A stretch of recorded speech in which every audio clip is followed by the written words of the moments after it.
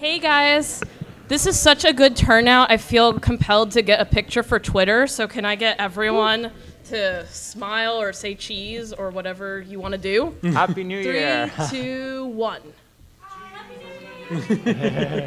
Awesome. Thank you guys.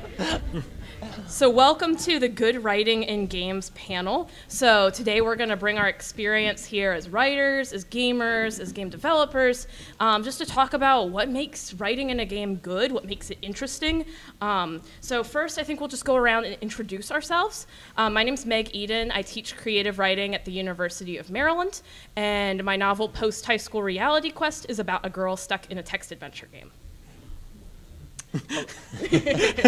Hard to follow up on that, right? I know, right?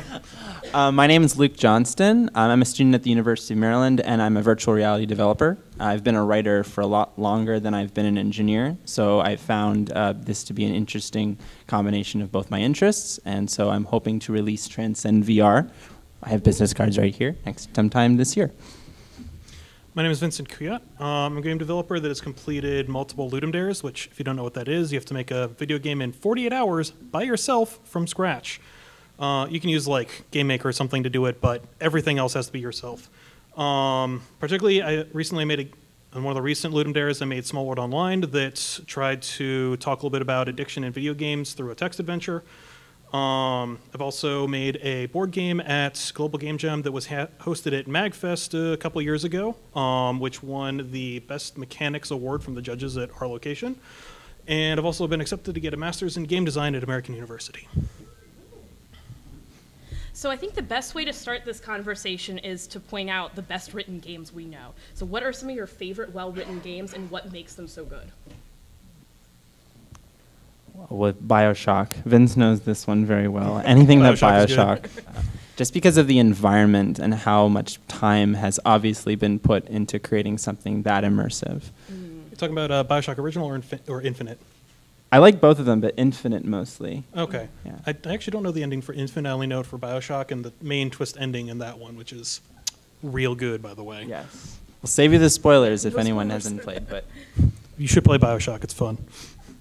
For myself, I think the first game that comes to mind when I think of well-written video game is Super Metroid, which might seem funny to most of you because it doesn't really have much in the way of actual writing in it. It has like, I don't know, 5 paragraphs at the beginning of the game, if that.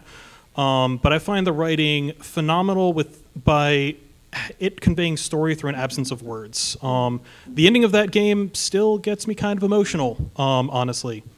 Does anybody care if I spoil the ending here? No? Okay, good. Didn't think so. Just checking. we're going in, folks.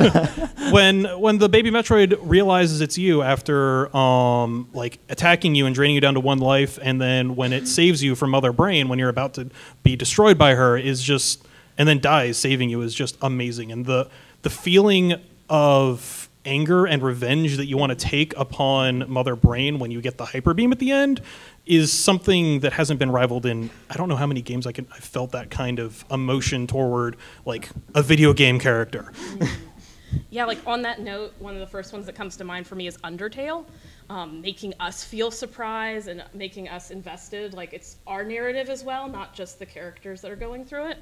And also what you're saying about like showing, not telling, like games like The Vanishing of Ethan Carter and What Remains of Edith Finch, of the absence of words, what they do through objects. Like, just like one thing that I do in my creative writing courses is I play the first 10 minutes of Gone Home, and I tell everyone, like, hey, write down each object the player encounters and what information we get from the story in that. It's amazing in just 10 minutes we can say a lot about who these people are that live in this house and what the situation is. And it's not through words, it's through the objects, which I'm always like, that's super cool, and how can I use as few words as possible to write something good? Mm-hmm. That's what makes video games such a great medium for storytelling in general. I always go back to that game company's journey, and that you have to go to the mountain. Yeah. There are no words. You don't have any sort of dialogue with whoever you encounter. You correspond through like little pings. But the fact that you have that visual cue that all video games or most video games provide provides the storytelling that you need. Well, and good video games. Yes. Because I think of why so many of us hate Navi, because Navi's like, let me tell you what you need to do. And we're like, we don't want to be told. Shush. We're playing because we want to explore, and we already want to do these things, so we don't have to be told to do them. Very true. So actually, that's a really great segue into my next question, which is obviously writing a novel or writing a short story and writing for games is really different. They're really different mediums. But there are some similarities. So what do you think, what do you think is similar? What do you think is different? I do appreciate the amount of dialogue you can have, but as Vince said, some of the best stories have no dialogue whatsoever. Knowing your audience, I think, is crucial. If you're going to appease an audience that wants to see good visuals, and you know you can provide that, if you're confident in that, definitely go for having something that's really minimal as far as script goes. I mean, we're both writers. We enjoy the wordiness, but I think you have a lot to say in the aspect of somewhat tricking the player, that you're showing them, but you are somewhat telling them through dialogue. Yeah, that's something you've said before, is like all mediums are kind of tricking you into experiencing it. So a book is like trying to mask the fact it's telling you everything through words, while a video game is a little bit more direct of an experience. Exactly. Which gives you some more options. Yeah, with the, I don't know if we explicitly said this or not in some of the other things we just said, but the idea that a video game makes you experience something directly. I kind of alluded to that when I was saying, like, I felt rage toward Mother Brain, but like that's something that comes out as part of the gameplay. It's not something that the game is telling you, like, hey, you should feel rage now. Press F to pay respects or whatever, you know? Which is bad writing, by the way. Don't do that. Unless you're doing it to deliberately be ironic, like Stanley Parable or something. Very true. It's something a player can experience an emotion through the actions that they're taking in the game and the consequences of either the actions they're taking or just whatever's happening at the time. Mega Man X is another one that comes to mind when you fight Vile for the first time in the beginning of the game, when you don't really know what the tropes of that game are necessarily yet. You fought a mini-boss at one point and you didn't see a health bar, and you fight a boss and you don't know if it's the same thing, if you can damage them and you're like actually fighting them, or if it's a thing that is just you can't beat them, and so you just feel panic over that.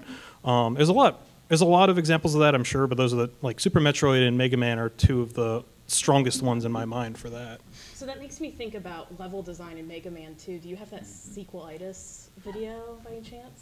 Which one, the Zelda one? The Mega Man. Oh, the Mega Man one, yeah. Yeah. Which is, I guess, kind of on the lines of show, don't tell and Navi, but sequelitis says this point really well, so we'll play this.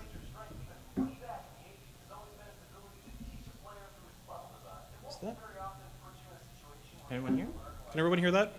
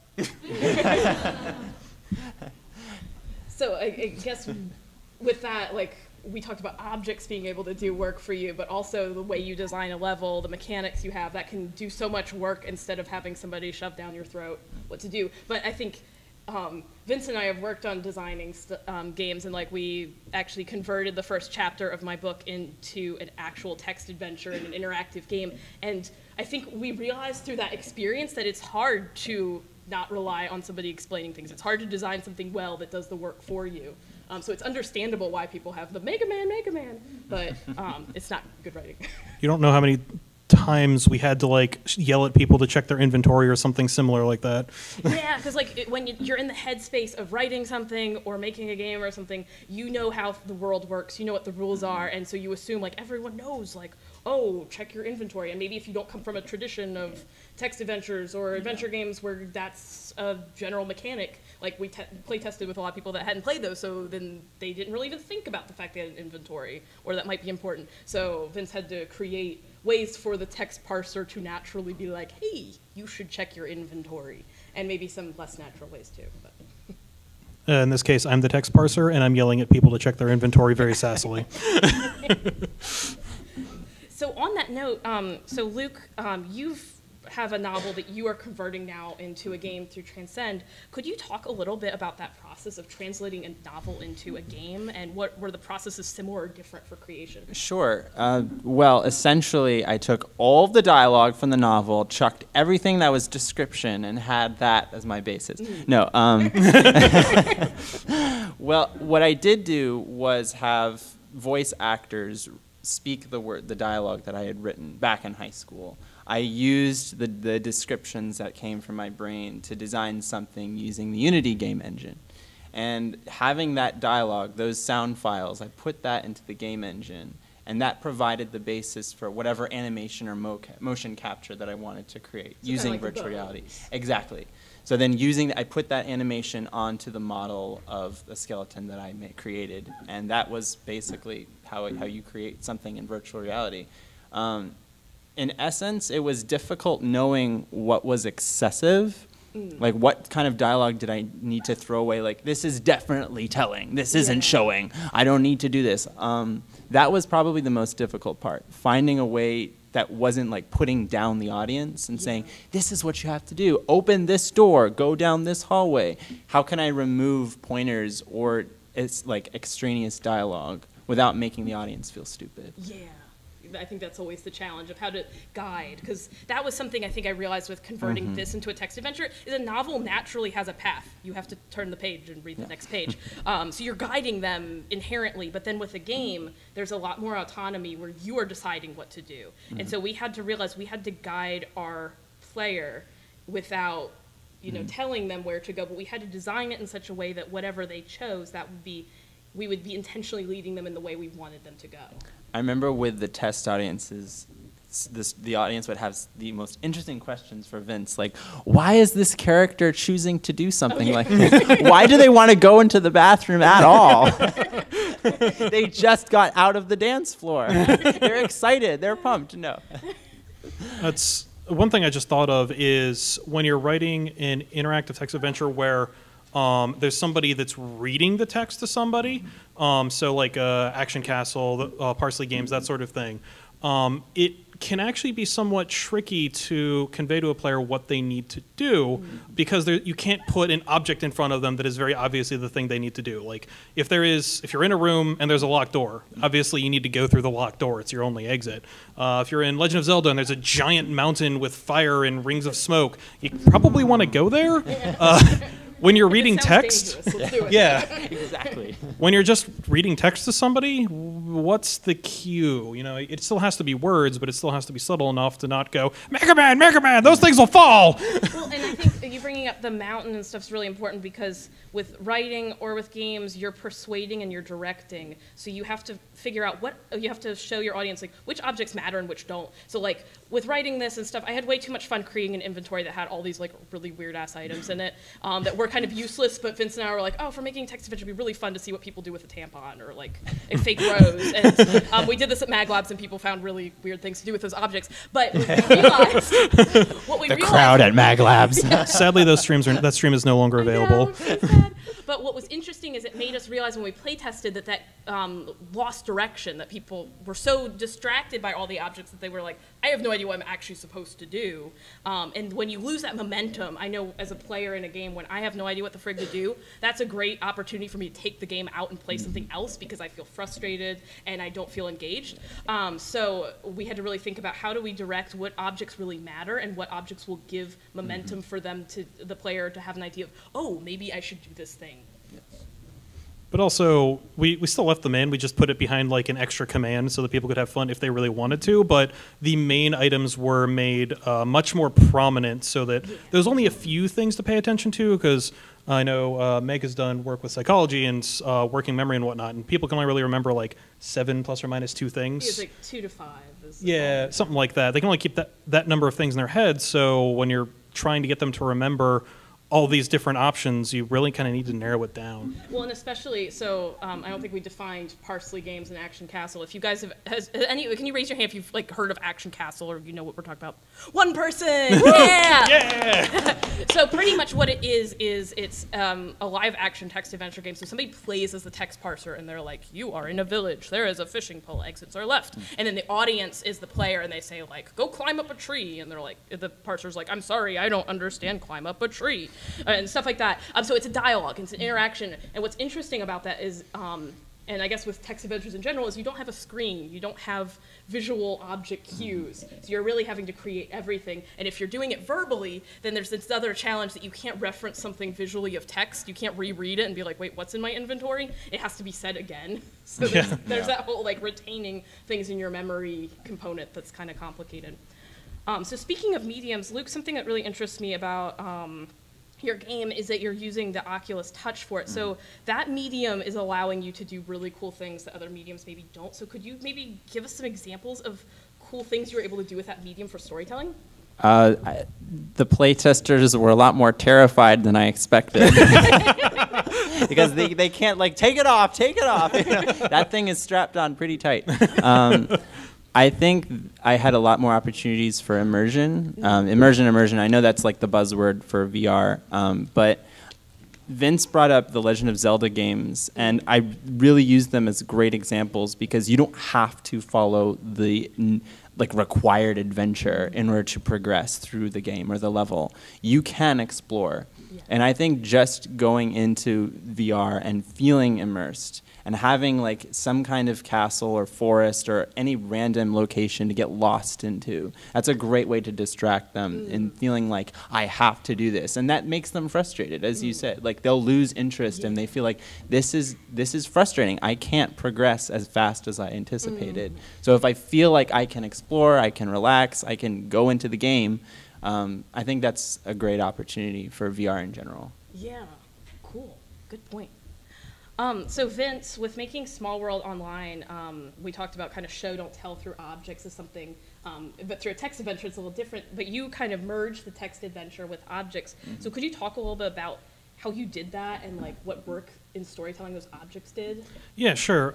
So like I mentioned earlier, it's supposed to be talking a little bit about addiction to video games. So it was simulating, quote unquote simulating, it was very simple because 48 hours is not a lot of time.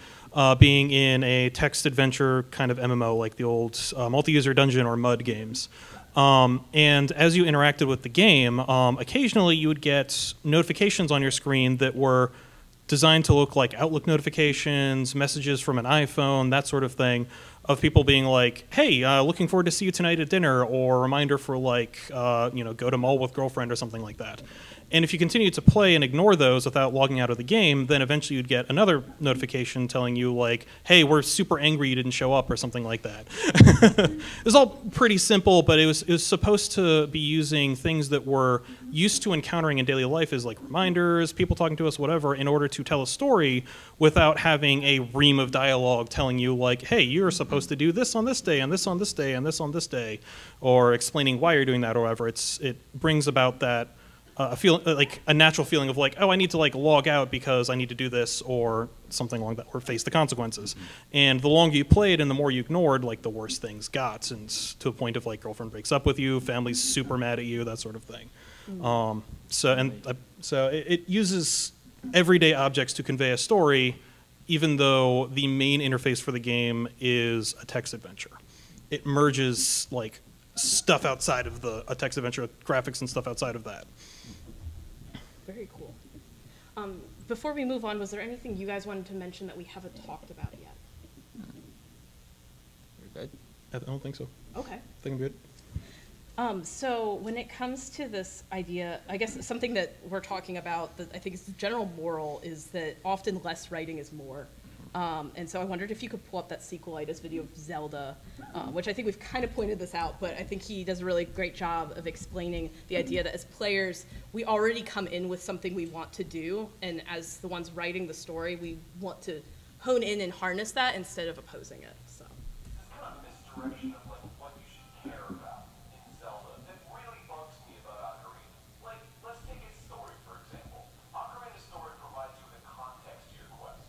That accomplishing this will save this or change this, but it refuses to acknowledge the player's innate sense of wonder and drive to quest and fight. Players want to fight bosses. They want to be rewarded for their efforts. They want to enter a dungeon, see what's inside, and succeed against enemies. But you gotta put that feeling aside. There are more important matters to hand. The Sheikahs or the Highlands or whatever, say the Highlands. Gorons don't have rocks to eat. That's why you got a quest. Gorons gotta eat. The fuck are the Gorons? And then what we're left with is what feels like a formality. Dungeons with doors that need to be opened, bosses that are beaten in the same fucking manner every time. The idea that you're told you're a hero saving a kingdom is at least somewhat unnecessary. Why the game becomes a task, like a job. The message should be in that, as a player, your idea of fun ends up making you a hero. Fighting monsters is what you live for, and isn't what, say, this fucking guy lives for. When I'm fighting monsters and questing. Because they're not heroes. They don't find it fun, but you, the player, find it fun. You find killing monsters fun. You find ridding the world of evil things fun. That makes you a hero. Not the dialogue, not the story. A book can tell you the main character's a hero with dialogue. A movie can too. But again, in a game you can feel it. You can experience it firsthand. You don't need dialogue. Why was the inclusion of so many semantics necessary? And I don't buy the argument that they're only there to enrich the world with a story, because adding those contexts to the situation is devaluing design aspects. The game literally stops for you to complete some asinine story tasks. Look, you go to Kakariko Village, you go to the entrance of Death Mountain, people won't let you pass. You go, what the fuck, man? I want to go up there. That's what I want to do. But no, you have to wait for the game to tell you why you want to go up there. You know why you want to go up there. Go and fight some dudes, fight a boss, get a cool weapon. But no, you can't go talk to Zelda. It's like, hey, this is really important, so I'm going to give you this note to give this guy. Nobody cares. You seriously just made me waste my time. Press A a bunch of times so that I can go up there. It's like a fucking, there's a tiny wall standing between me. I can climb over. There's your F button right there. Yep. I'm on vibes all the time. Don't big deal. Informing the player about why they should care about what they're doing displaces their values. And it creates a, you can't tell me what to do attitude towards the game. And that's the last thing you want a game to do. You don't want a game to nag at you, especially in a game with an open world. Just look at how many fucking people hate nagging beats. All they do is nag and tell you what to do. Who the fuck wants to be told what to do? Am I in a cubicle? Am I sitting in a cubicle playing a Zelda game? No.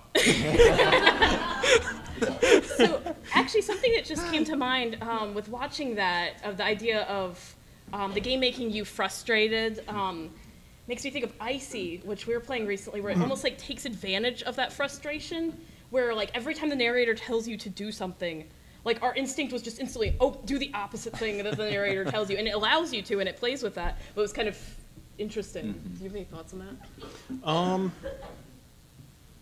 I don't know how to put it better than you just did. I mean, it's definitely interesting because, like, even though you can do the opposite of what the narrator is telling you to, obviously the game is expecting you to do that. It gives you endings, it rewards you, it does stuff like that, but it does address the idea of, like, follow this thing, save the Hylians because we told you to because they're important or something, in a phenomenal way, allowing you a little bit more quote-unquote freedom, even though you're still in the constraints of the game, to choose your own path and get something for that, rather than just, I guess I can't go over that wall, even though I can totally climb that.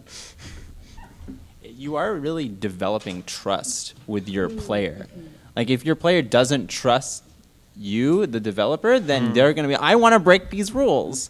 I don't like this story. I want to get out of here.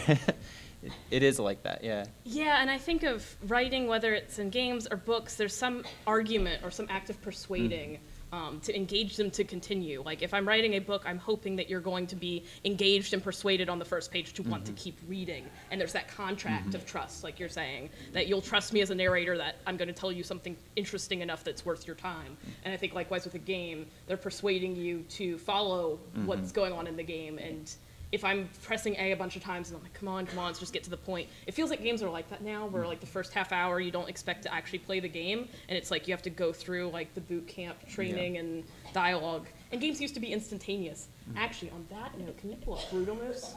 I can. Thank you. Okay, so from what I can tell, the ancient one wants to tell the world something. Oh, actually, can you restart it? I realized I need to give context. So this is a brief clip from a Brutal Moose video where he's talking about this game called Amazon Trail 2, which is pretty much a riff off of the Oregon Trail games. And so he's right here, he's about to attempt to explain the plot that is established in the first minute or so of the game, which is kind of the persuasion, how the game is trying to persuade us as a player, we should play Amazon Trail 2. Whoops, that was the wrong thing. There we go. Okay, so from what I can tell, the ancient one wants to tell the world something, so they've enlisted the help of a cartoon leopard to hang out inside a piece of art at a historic art museum. He and tell me to follow him to the Amazon River so that I can unlock the secrets of the birds, mammals, flowers, and trees. I remember the days when the game was like, hey, this is the Oregon Trail. Now go on the Oregon Trail. Those were the days. And I love that because it shows that an argument of persuasion in a game doesn't really need to be super complicated. You just give us the Oregon Trail and you're like, hey, adventure, Oregon Trail, go. And often games, I think, feel like they need to make this really elaborate argument. We got to add in the birds, the bees, the flowers, the trees, museums, and all these things. And that's not necessarily needed to engage us. In fact, it makes me disengaged because I'm confused. Yeah. I mean, think of the original Zelda. I don't know how many people here have actually played that or seen it or whatnot, but it's an old game. Yeah. I haven't even really played it. I tried playing it a long time ago, and I was like, this is hard, no. But the game just starts you out and is like, all right, here you go, have fun. That's it. You're just there, and you have to figure out what to do from there. And you don't even have a weapon. You have to figure out that you need to go to a specific place, which fortunately they put on the first screen, so it's easy to forget. That you need to find the weapon. You need to find dungeons. You have to find secret things. All built off of a sense of wanting to explore from the original designer of the game, who he built it off of his love of exploring caves, and so he made a game about exploring caves, basically.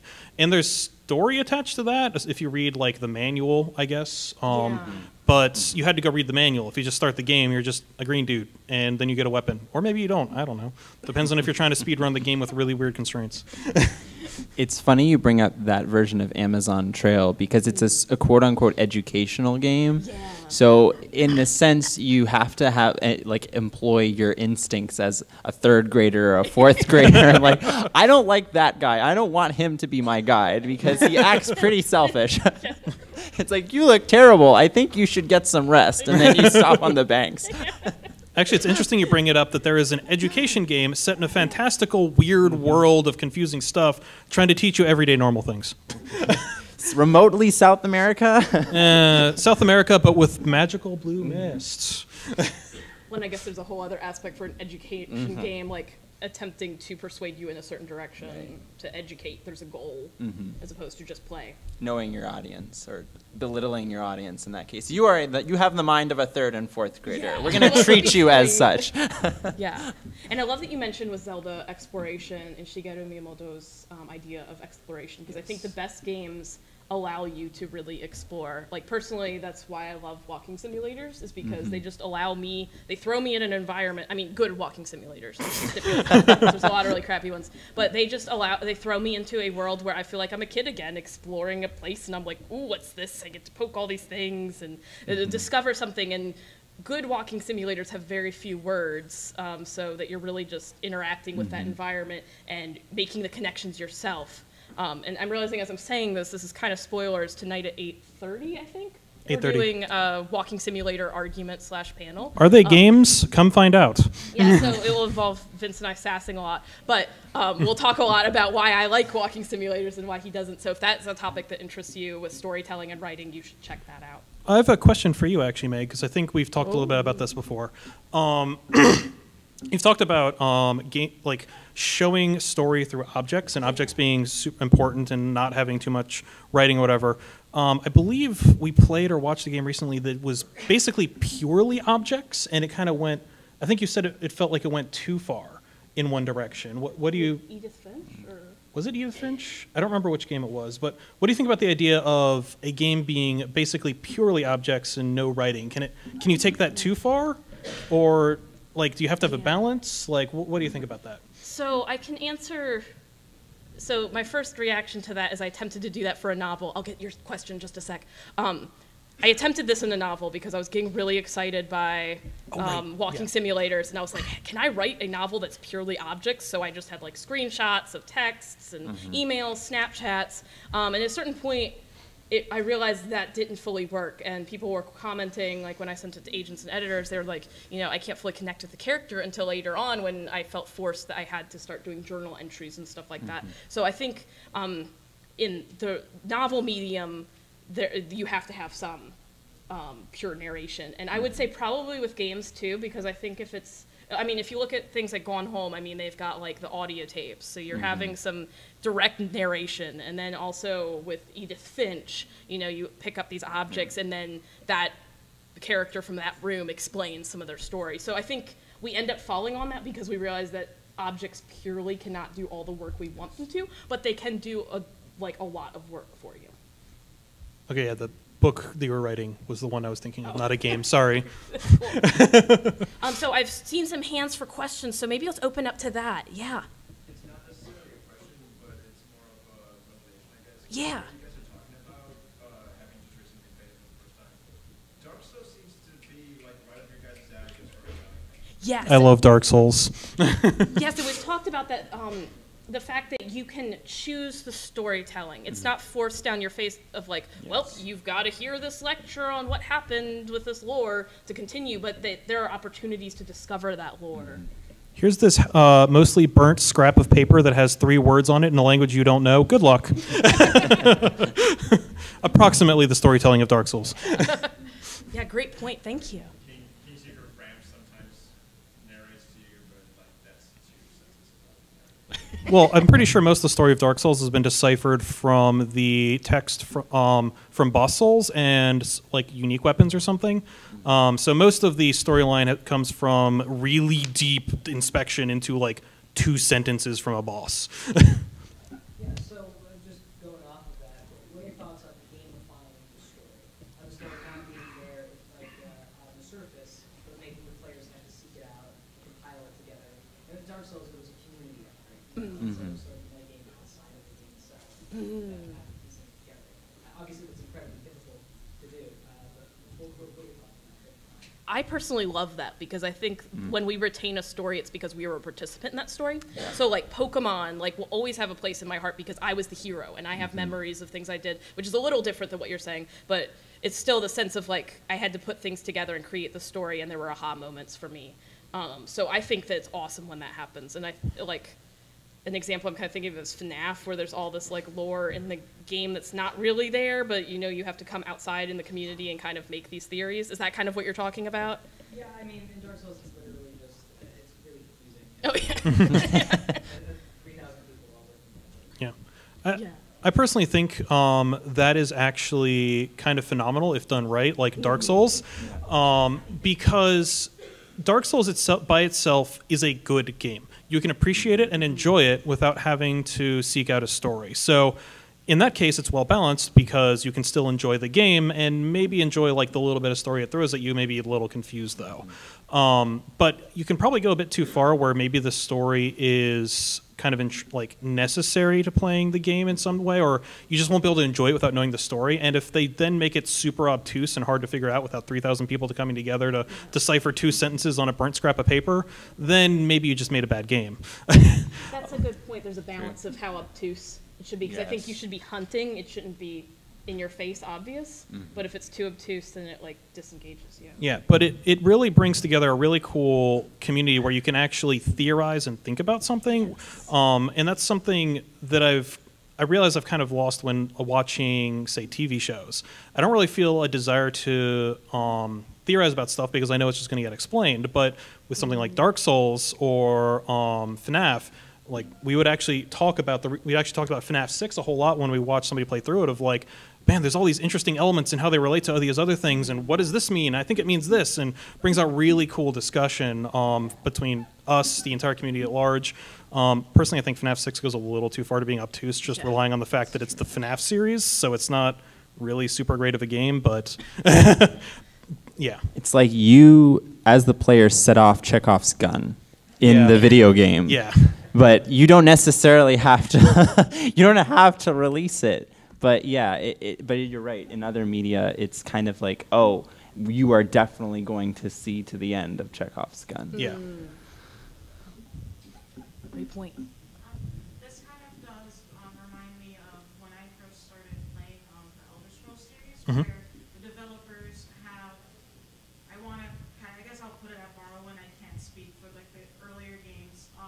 When I first got into it, I played Oblivion, and then Skyrim came out shortly after, and I got it on a Steam sale. And when I played it, I very surface level played it. Like I was just like, oh, cool, cat person. And then 400 hours playing. Khajiit has deals for you. 400 hours, like, choosing all the bad stats, because I also had absolutely no idea how, like, D&D and RPGs work. And then something happened where I started playing the Elder Scrolls Online, and then I started going on the subreddit, and I started reading all the books and, like, the theories and stuff. I was just like, oh, what? And then I kind of got down this rabbit hole, and it was like, when I think about it, the developers have made it a game that you can just have fun on the surface, but then it's like, if you took the time to start reading our books and these little ficlets and tales and everything, there's a whole lot of world in there that you put a lot of love into. And then on top of that, the developers almost never like actually directly tell you anything. And if they did, it's like cryptic nonsense, like Michael Kirkbride. If you ask him to clarify something, he just says something that has like 30 other questions, or and like role play characters talking about subjects they would know what they're talking about, but you're still sitting there being like, what are you talking about? And then, you know, kind of like how they go by unreliable narratives. So like if an Argonian in the game Cyrodiil says, in Argonia, we do this, you, the player, can take that at face value, but then another Argonian in that same game can say, actually, 80% of the things we say are total garbage because there's no data, and we're going to prove us wrong anyway. The only thing you will ever know if it's true or not is if they actually just make the game Argonia, and then you're actually there. So I kind of, and on top of that, they give you that, kind of going back to the Zelda thing, where it's like, I wanted to go on that mountain. I do find it interesting that they'll let you go there, and players either A, get their butts whooped by an actual in 2 seconds, it's like, okay, maybe I'm not supposed to go there. Or they, you know, happen to find a bandit camp or a sword or something, and they use an ingenious method to take down relatively high-powered obstacles to get to that objective, or at least sate their curiosity before they say, well, this is a kind of too much effort that I want to put in just to beat like one ice wolf. I think I'll go this far for now, come back and kind of do what I'm assuming the developers wanted you to do, and then back and complete it later. And I don't know many games today, like outside of Elder Scrolls, and I guess there are related IPs that follow a sense of telling you a story through unreliable narrators and the NPCs referencing them, and then they never ever just tell you a thing. They just always keep talking to each other. So players are rewarded for talking to people, actually listening, actually going in and saying like, "Hey, thank you for taking the time to read like this story about this girl in the waterfall. It actually relates to something much later in the quest." And you know, when I came back to Skyrim like last year and actually paid attention to the plot, I initially just chose like the Stormcloaks because it's like, yeah, like that's you go again, and then it's like, oh, you know, like after going through Cyrodiil and then going through that again, it's just like, oh, actually, this just kind of sucks. Like, you know, it's like you either do it a swift death or you just kind of make them slowly rot and hope like the miracle happens somewhere, kind of. But no, you're kind of the story's a lot more bleaker than you actually thought because there is no actual right answer outside of kind of just dragging this on like what you know the end goal is like. It's not good, and even the NPCs at the end of the game, if you chose Stormcloaks, was just like, dude, what are you doing? You're not making this clear at all. And I'm like, oh, but you know that's rewarded for going in there. So, you know, It's. what are your thoughts on that? I guess. I'm going to kind of hook onto the exploration aspect you said and say that's why I think Breath of the Wild is such a phenomenal game is because of the ability it gives you to just go anywhere, literally. Like, you know, you talk about Skyrim and going to a mountain or whatever, but Skyrim still has invisible boxes or places you can't climb. And Breath of the Wild says, what if you could just climb the mountain? And you can. And you can find stuff there, and they put stuff literally everywhere. Those little Korok seeds to give you rewards.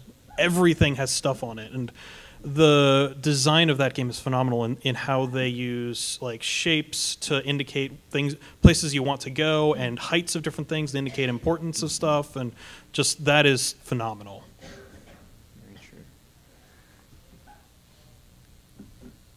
Oh, yes. I think talking about protagonists, I think a lot of games face a problem where they don't want to make the protagonists too unique because then the player might not identify with them. But if they don't make them completely bland, the player doesn't identify with them at all. So how do you think games can write a player that folks identify with but is still interesting? I think through choice. Games, like a novel, you write it and it's binary. It's like you either relate to it or not. You can't manipulate it. But with a game, you know, you can customize. You can. I was going to say.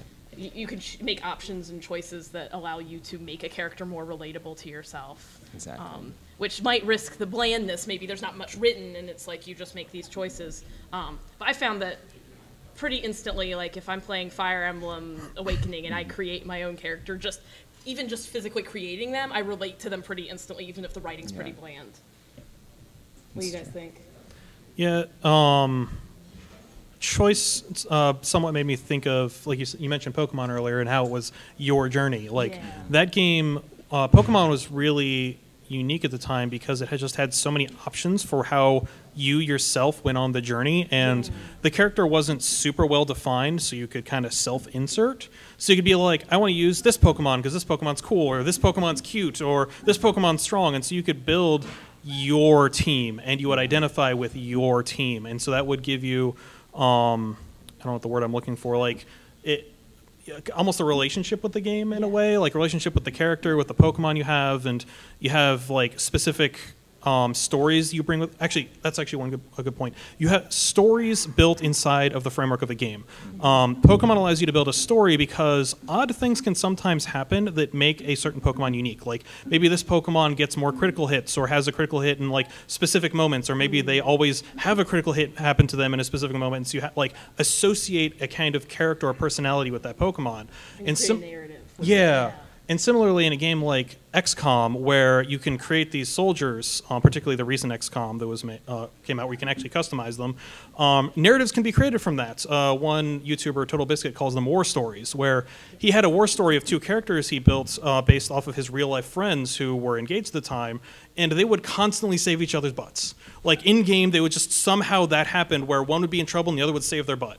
Until the very end of the game where they had to kill each other in, like, a really dramatic twist. And he was like, that is one of the saddest stories I've ever seen, of, like, you had to murder each other when one turned into a zombie. And that creates a really interesting relationship with the game, and builds this really deep sense of, like, connection with the characters in it. I think you create a lot of personality for your character depending on who you're up against. And I think the protagonist gets defined, and you define yourself through the game based upon which antagonists you encounter. So yes, it is a lot. It is developed in the sense that whatever you face, like, you don't have that much choice, but how you choose to, as Meg said, make those choices, and how you choose to oppose those antagonists, I think that's what really makes the connection between you as the player and the protagonist. Yeah. You've had your hand up for a while. So, what do you say for a game like the case of something like which came out last year was Nier Automata, where it does this thing where you're supposed to play it multiple times, and I'm trying to just go around saying anything beyond it, where it makes you play the game multiple times. And I had a lot of friends that would try to play it, and they're like, "Well, I don't want to have to experience the game again." But the whole reason you do it is because you get different perspective on things that happen. And it's just like, in what way do you find a way to get it so that it's a hard thing to think about. So I just, like, how do you avoid getting it so that people just bounce off it thinking that they're just doing the same thing again, I guess? I think there's that idea of the propelling someone forward and motivating them. They feel like they can get something from playing it again. Night in the Woods is really similar, where, like, I was so engaged with the connections with the characters that's like, well, I want to play it again because I want to see what I missed. What do you guys think? I don't know. Nier Automata is interesting because I feel like the secret of there being multiple endings and how it gets, like, weirder the longer you play it kind of got out ahead of it, possibly because the developers actually said that. So, I mean, that's one way to do it, is, like, somehow get that information out ahead of time so people are like, wait, if you play it a second time, it gets stranger and different things happen? At the end of ending A, it basically says, "Hey, thanks for playing this game. Please play it again." Yeah, see, that isn't a super great indication of, like, hey, it's going to actually be different. You'd have to do something that would entice a player, like, do something that's really weird, like delete the save file or corrupt the save file in some way that causes it to, like, look weird, or, like, the main menu changes. I think some games have changed main menus occasionally. Do that with, what's the name of that visual novel that came out? Doki Doki Literature Club? Yeah. They do lots of weird things. Yeah, but also it makes me think if you end with something unsatisfying. I'm trying to think of an example, but I feel like there's games where the first time you play it, the ending is unsatisfying, so you, like, go, what the heck, I must have missed something, and then it makes you want to play again instead of telling you. I think a critical part of that would be the player would have to make choices that seem like they're big enough that you can change. In order, so that you go through and you're like, this ending wasn't great. I'm going to try and make new decisions in order to get a more satisfying ending, and it's all of a sudden the game's totally different. You're like, wait, what the heck? Yeah. So I think there's a whole lot of ways you can convey, like, hey, you should play this game more than once. And I think Nier Automata managed that because people kind of knew ahead of time, like, play it more than once, which is not great, but I mean, it worked, and it got people excited to play it. Yeah. Yes. Yeah. This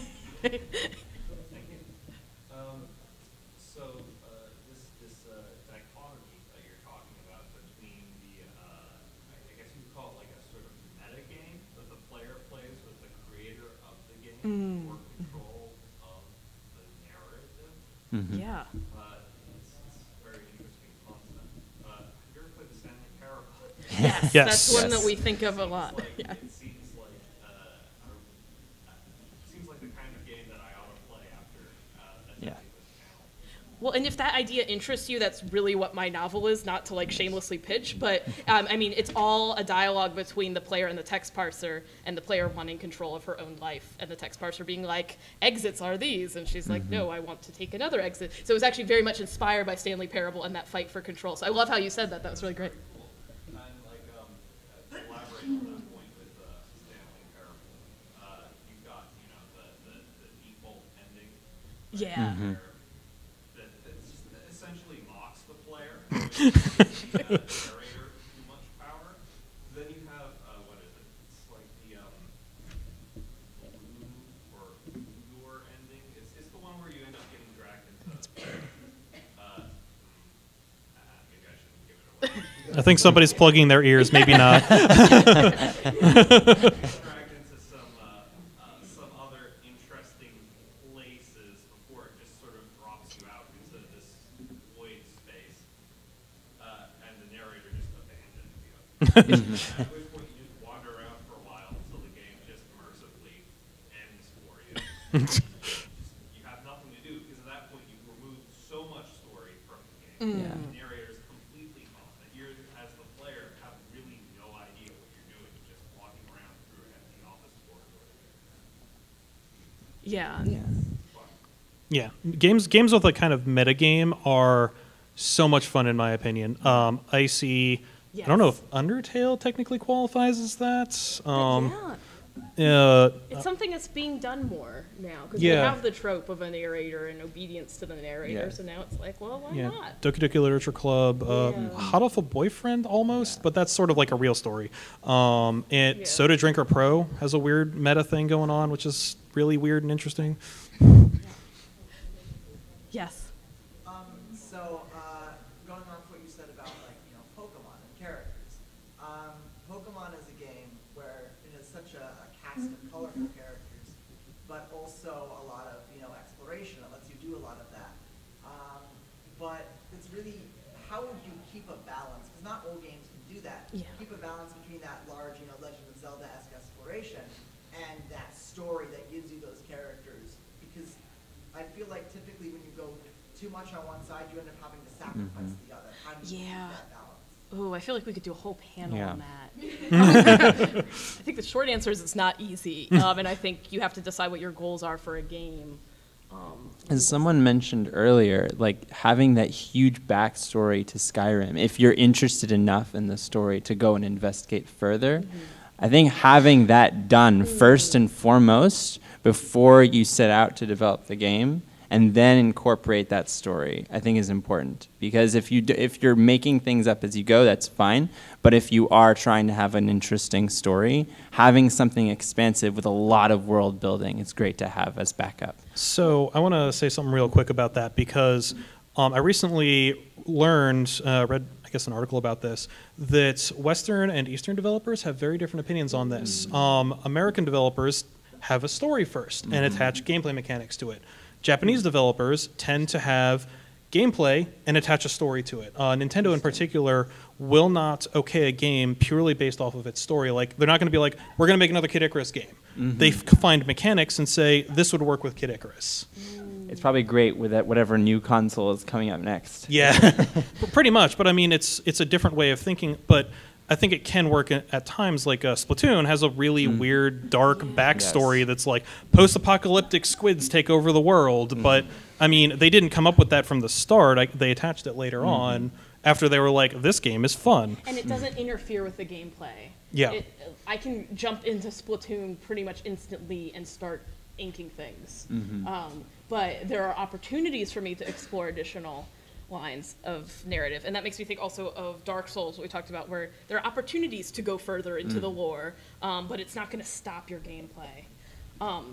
Real quick, we only have a couple more minutes left, and I know there's a lot of hands, so just FYI, if we don't get to all your hands, please come talk to us. Or if you didn't raise your hand and you want to talk to us, please talk to us. I've got some swag, and we'd love to keep this conversation going. I just wanted to give that FYI. Yeah.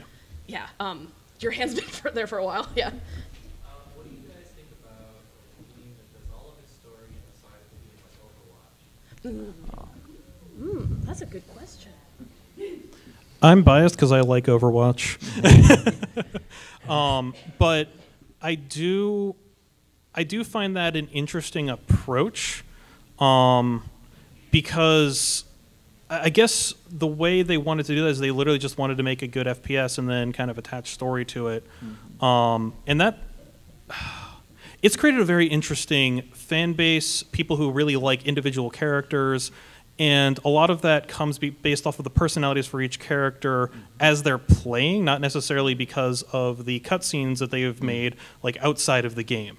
Great cinematics. Yeah, because I mean, they do have some really good cinematics for the game, but not every character has a cinematic devoted to them. But there are so many people who are huge fans of like Mercy or Reaper or whatever, and Reaper doesn't necessarily have a specific cinematic for himself. Sombra does, like Reinhardt does now. Like some people do, but there's still people who really like those characters, and they still manage to tell a bit of a story through the gameplay and also reveal very interesting personalities that people can resonate with.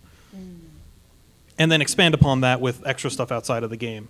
I don't know how often that would work for too many companies. Blizzard's kind of an exception in almost every case because whatever they do basically becomes gold. Very true.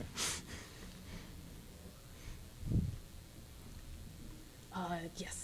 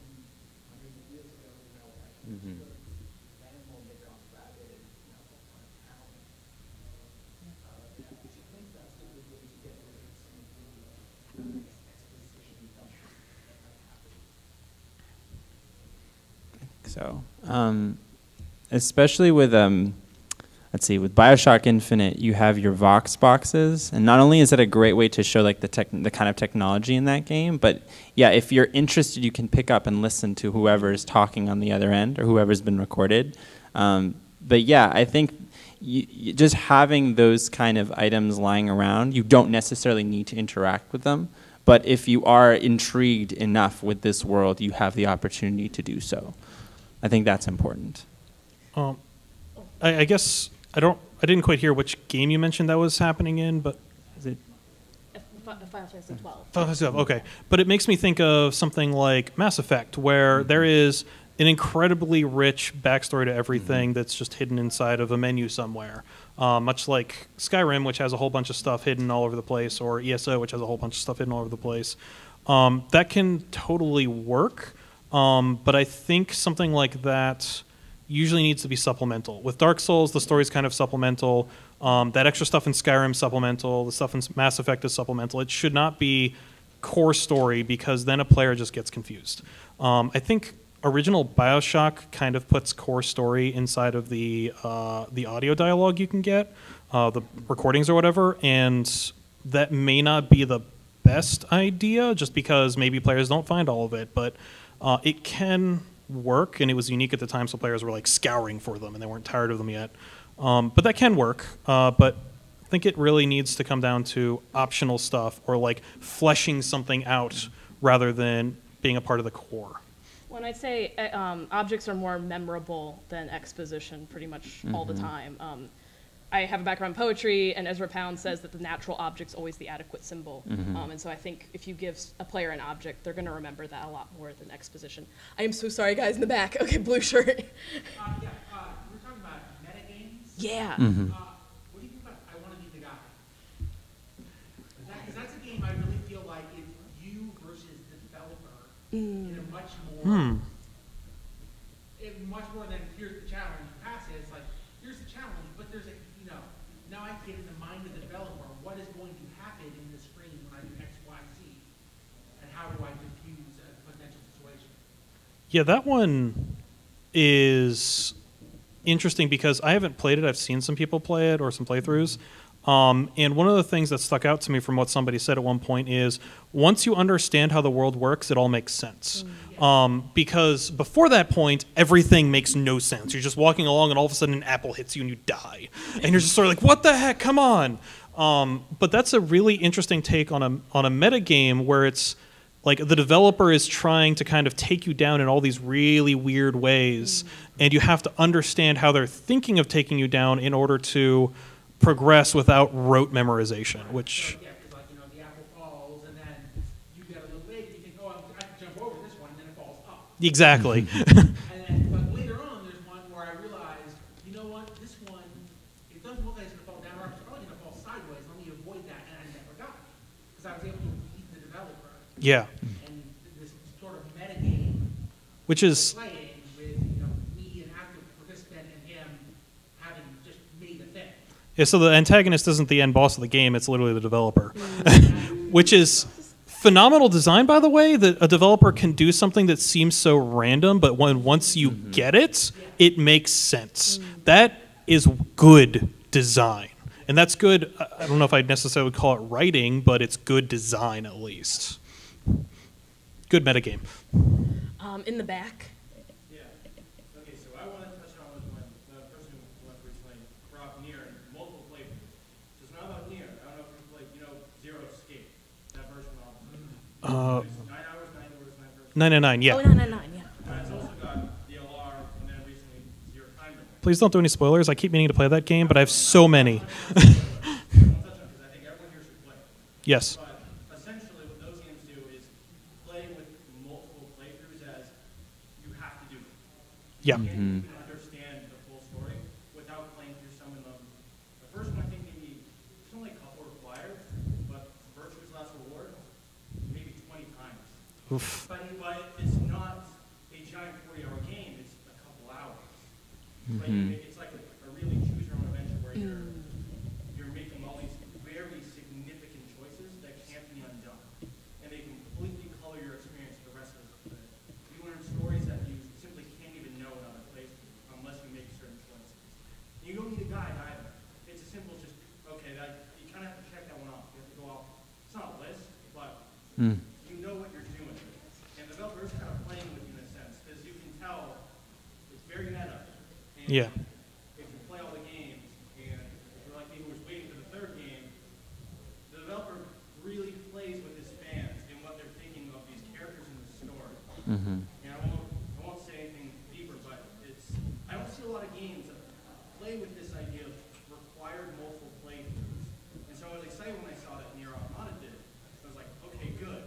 Because I feel like that's a very unexplored design choice from a lot of games. And I was wondering what your thoughts are on required multiple playthroughs to fully understand the story. Like, where are you kind of thinking, is that a good choice? It's risky. It's too off-putting for some people. Play again. I think what Luke said, risky, is a really good way to put it because it's a fine line to skirt. Because if the gameplay can become repetitive after a certain point, I would imagine. Like 20 playthroughs, I hear that and I'm like, do I really want to play it 20 times to hear the story? I mean, really? I mean, I know you say it's short, but still, it's a lot of playthroughs. They have Yeah. a flowchart, and you can go back. Yeah, well, So you can say, oh, I want to go down this other ending. Oh, okay. yeah. And so, Which is, that's a lot better. That's a much better Okay. compromise. they do a very good job. Yeah. I made the mistake of having to play through the entire opening over and over and over. Yeah. They never made that mistake again. That's why I say it's a fine line. Like I know Nier Automata, the gameplay.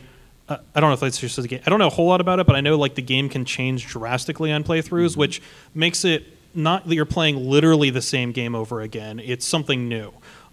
So somebody who wants to do that needs to be careful not to make something dreary after too many playthroughs in order to get through it. And 999 succeeded because its story was so good, not necessarily because it made you make it brought you down a bunch of different paths that were all super different. It sounds like the last one was a lot better and that you could just choose where in the flowchart to start from. But it's a fine line, and it can turn out very well, like Nier Automata or the Zero Escape series. Interesting. Well, I'm sorry, we are out of time, but thank you so much for coming, and please come up and talk to us and ask any additional questions you might have. Thank you. Thank you, guys.